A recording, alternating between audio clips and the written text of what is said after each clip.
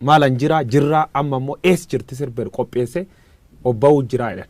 Istuudiyoo kee jiraachuu iyyuu qaba. Immormati. Ati na basaasta jechuudha. Sin basaas dhugamoodhaan tan callaa oni naa dhugamoodhaan. Dhuga. Garuu hin baane sirboota hedduu hojjechaa jira. Rakkoon qabu waan ka'uu hundaaf kadeebii ta'uu hedduu jira. Guyyaan itti ba'u hin ba'a gaafa.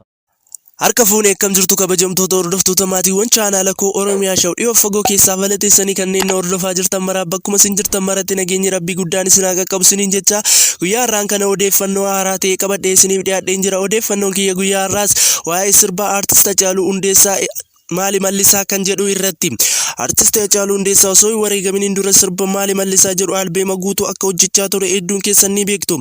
Kana irratti odeeffannoo bal'aa qabadhee isiniif dhiyaadheen jira.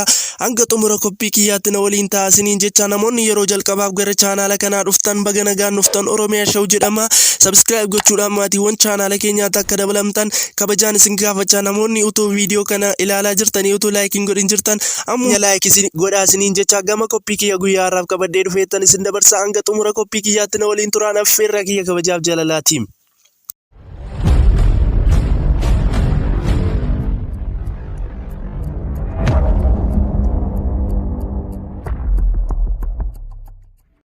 Qaroof qaalii uummata Oromoo kan ta'e artist Hacaaluu Hundeessaa erga wareegame guyyoota 362 lakkoofsiseetii jira. Artist Hacaaluu Hundeessaa osoo wareegaminiin dura sirba qeenxee 12 albeema guutuu tokko qabatee akka dhufaa jiru waxabajjii 15 bara 2012 interviyuu OMN irratti guyyoo waariyoo waliin taasise irratti dubbachuun isaa ni yaadatama. Egaan sirbi kun maali mallisaadha malee eessa jirta akka hin taane sirba kana keessaa qeenxee tokko qofaadha eessa jirta kan ta'e namoonni tokko sirbi kun cicciteetii sagaleen isaa keessaa hafe maqaan albeema kanaas itti jijjiirame jedhanii odeeffannoo sobaati dabarsaatii jiru. Egaan odeeffannoo kana nus kan nuti arganne Kumsaa Taammanaadha amansiisaa ifaa irraati.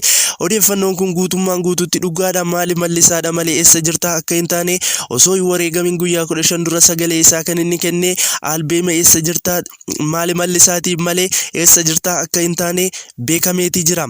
Egaan kabajamtoota hordoftoota maatiiwwan chaanaala koo kan inni qabateetii dhufaa ture maali mallisaadha malee eessa jirta akka hin taane amansiisaa ifaa fi Kumsaan Taammanaa irra deddeebiidhaan dubbataatii jiru. Egaan namoonni tokko fuula Facebook isaanii irratti akka maxxansaatii jiranitti nuti kan nuti eegaa turre eessa jirtaadha malee maali mallisaa miti jechuudhaan dubbataatii jiru.